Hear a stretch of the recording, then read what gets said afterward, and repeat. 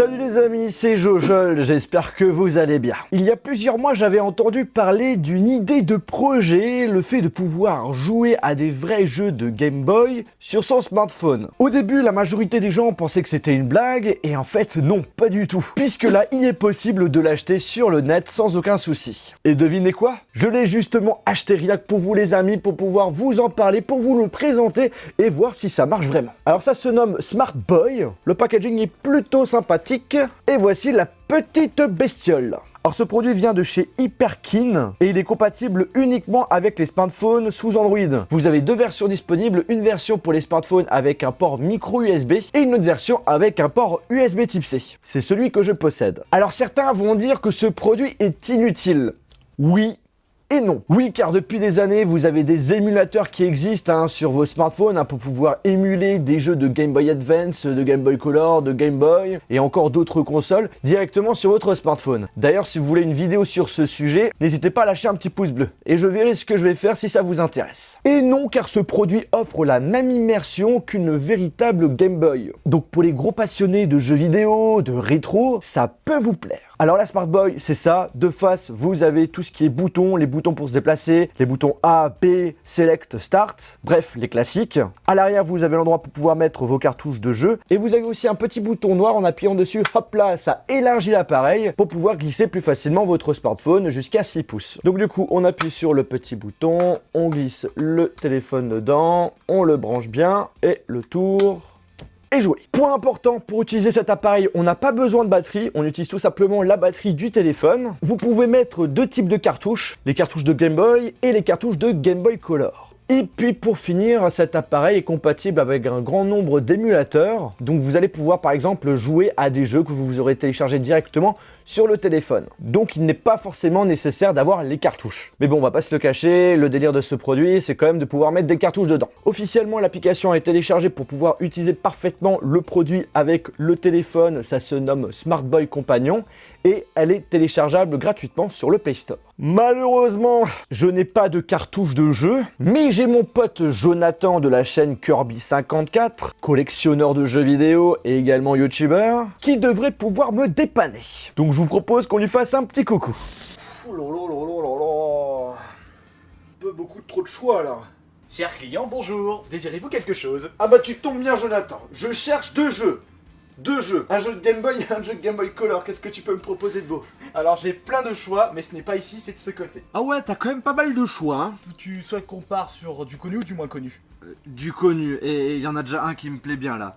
Là, le Super Mario Land, là je suis chaud pour le tester. Et pour le deuxième jeu, donc pour le jeu Game Boy Color, tu souhaites qu'on parte sur du Zelda? Ouais, bien sûr, tu connais bien. Hein. Bon, du coup, je te propose qu'on aille tester tout ça. Avant de faire le petit test, on va vous faire une petite comparaison entre la Smart Boy et une véritable Game Boy.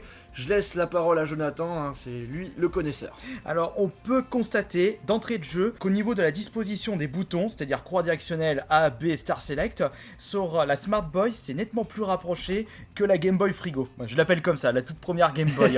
Et ça me fait penser du coup à la disposition des boutons d'une Game Boy Advance SP. Et au niveau du toucher... Au niveau des boutons des dessus. Ça fait vraiment cheap.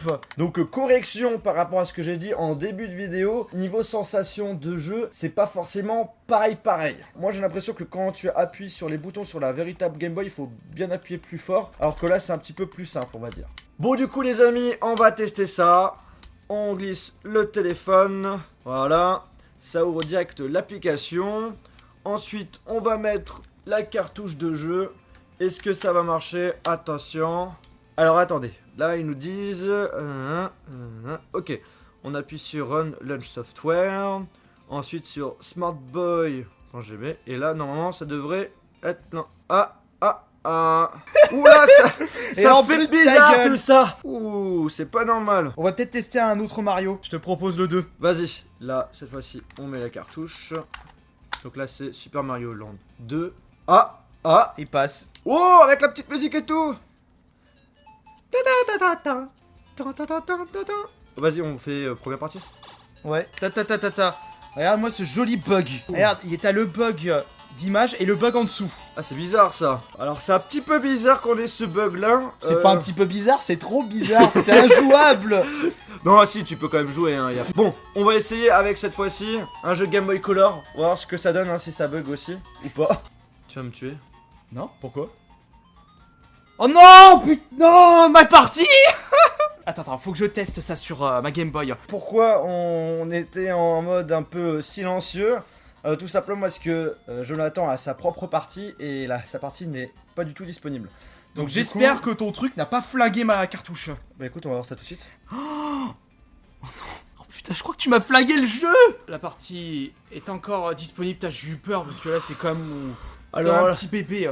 Bon, ce produit ne marche pas si bien que ça avec des vraies cartouches. Comme vous avez pu le voir, le Super Mario Land 1 ne s'est complètement pas du tout lancé avec. Il a fallu qu'on utilise le 2 pour que ça marche, et encore, il y a eu des bugs graphiques. Après, ça vient pas forcément de l'appareil, mais peut-être des applications qu'on utilise. En effet, on utilise deux applications. La première, c'est celle de la marque, et l'autre qui est tout simplement un émulateur. On sait maintenant comment ça fonctionne. En fait, tout simplement, ce dispositif permet de récupérer la ROM du jeu et de la mettre directement sur le smartphone. On a aussi remarqué un petit bug assez marrant. On a enlevé la cartouche de jeu, on a mis une autre cartouche, et en fait, le jeu qui se lançait, c'était celle où on avait enlevé la cartouche. Donc du coup, ça veut dire que si vous faites des sauvegardes, en réalité, les sauvegardes ne vont pas se faire sur la cartouche, mais directement sur la ROM qui sera sur le téléphone. Par contre, vous l'avez remarqué, et ça a fait peur à Jonathan, et moi sur le coup aussi, vu que voilà, c'était quand même un cadeau d'anniversaire, et également que c'est un jeu qui a quand même aussi de la valeur, et bien l'appareil peut vous faire bugger votre cartouche de jeu. Là pour le Zelda, on a dû rallumer 3 fois la Game Boy Advance SP pour que le jeu puisse fonctionner parfaitement. Après, on a trouvé aussi d'autres critiques sur ce dispositif. On n'a trouvé aucun moyen d'enlever proprement la cartouche de jeu, rien sur l'application, rien sur le produit.